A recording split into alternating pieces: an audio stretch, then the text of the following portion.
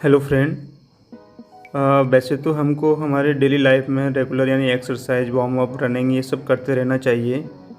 But क्या रहता है कि कभी कभी यानी कि बॉडी में कुछ ऐसे, क्योंकि एक्सरसाइज करने से हमारी बॉडी में जो भी वेस्ट मटेरियल जो होता है वो बाहर निकलता है एक्सरसाइज से। लेकिन कुछ ऐसी हार्मफुल चीज़ें जो होती हैं बॉडी में डिपॉजिट होती हैं, जिनकी वजह से आपको अलग अलग टाइप की प्रॉब्लम्स होती हैं, जिनमें से आज हम बात करते हैं गाउट पे। यानी कि गाउट क्या होता है, क्योंकि बॉडी के अंदर जब भी यूरिक एसिड जब भी बढ़ता है, यानी कि यूरिक एसिड आपके बॉडी में जब कब बढ़ता है, जब ब्लड में उसकी लेवल नॉर्मल से ज़्यादा होता है। तो वो यूरिक एसिड बढ़ने से आपको क्या क्या प्रॉब्लम होती है, जैसे आपकी जॉइंट में बहुत ज़्यादा पेन होता है।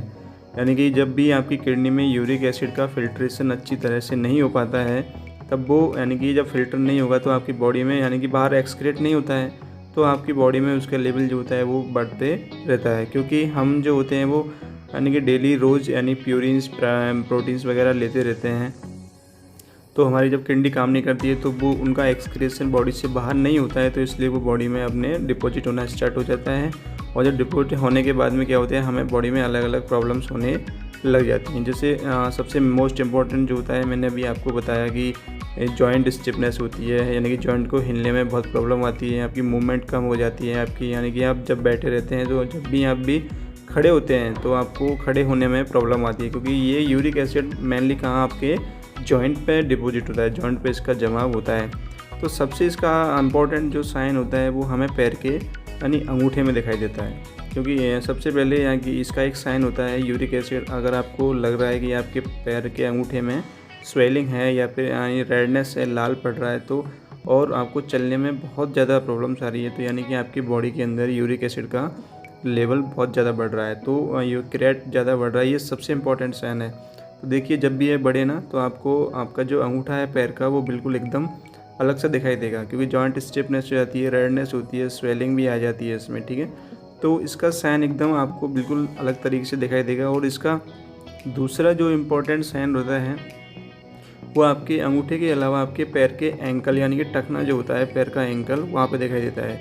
वहाँ पे भी सेम आपको जैसे कि अभी इसमें बता रहे हैं अभी इमेज में कि एंकल स्वेलिंग आती है उस पर और रेडनेस हो जाती है, आपको चलने में बिल्कुल बहुत ज़्यादा प्रॉब्लम आती है। जब भी आप यानी कि पैदल चलते हैं तो आपको बहुत ज़्यादा दर्द महसूस होता है।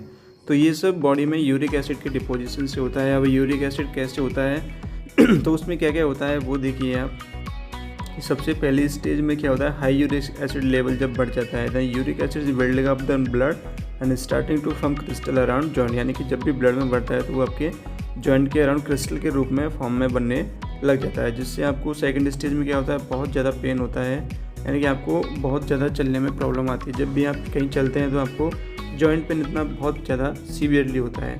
तो इस बीच में क्या है कि आपको गाउट एकदम अटैक आता है आपको, ठीक है। तो नेक्स्ट स्टेज में क्या होता है कि फ्रिक्वेंटली जॉइंट जो होते हैं आपके एकदम स्टिफ हो जाते हैं, फिक्स हो जाते हैं और आपकी जॉइंट मूवमेंट बहुत ही कम हो जाती है। तो इन सब चीज़ों के लिए हमें किन किन चीज़ों को अवॉइड करना चाहिए, जिसमें देखा है देखिए, यानी कि पहला आपको fishy and limit the intake to for the stimulate the production of the uric, यानी जो फ्रूट्स यानी कि जो खाना आपके लिए यानी कि यूरिक एसिड का लेवल बढ़ाता है वो हमें बंद करना चाहिए, जैसे मीट है, एग, कैफीन वगैरह सब हैं। अल्कोहल आपको अवॉइड करना चाहिए, यानी कि ड्यूरिंग जब भी आपको बहुत ज़्यादा पेन होता है यूरिक एसिड का, तो आपको इस लाइक प्रोडक्ट वो सबको अवॉइड करना चाहिए और अल्कोहल करना चाहिए। और लीफी वेजिटेबल जिनमें यानी कि यूरिक एसिड बढ़ता है उनको भी अवॉइड करना चाहिए। केक, पेस्ट्री, जो कोई फास्ट फूड होता है वो सबको अवॉइड करना चाहिए। तो आपको क्या डाइट लेना चाहिए, जैसे लेमन है, ये आपको यूरिक एसिड को कम करने में आपकी बहुत हेल्पफुल होता है। और दूसरा इसके अलावा आपको जैसे देखिए गार्लिक लेना, गार्लिक सुबह सुबह आप 1 या 2 यानी कच्चा गार्लिक आप रोज़ सुबह खाएं, ये आपको बहुत ही ज़्यादा इंपॉर्टेंट है, रोल है इसका यूरिक एसिड का लेवल कम करने में। अगला हम बात करते हैं कि जैसे टर्मरिक है, तो टर्मरिक से भी यूरिक एसिड का लेवल जो होता है वो बहुत कम होता है। ये सारी चीज़ें जो होती है वो नेचुरल होती हैं, आसानी से घर पे मिल जाती हैं, इन सबका यूज करना चाहिए।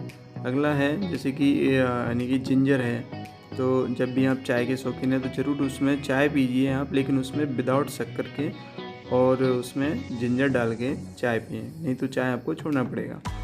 अगला आपको पाइनएप्पल 1 गिलास यानी कि जूस पाइनएप्पल का पी सकते हैं, तो ये आपको बहुत ज़्यादा हेल्पफुल होता है यानी कि यूरिक एसिड को आपको कम करने में। और सबसे इम्पोर्टेंट जो होता है वो हमारा क्या होता है ग्रीन टी। यानी ये ग्रीन टी आपकी बॉडी में जो भी हार्मफुल यानी कीटोन्स बॉडी वगैरह या भी जितने भी हार्मफुल सब वो होते हैं क्रिस्टल्स होते हैं उनको बाहर करने में बहुत ज़्यादा हेल्पफुल होता है। Thank you. वीडियो अच्छी लगी है तो सब्सक्राइब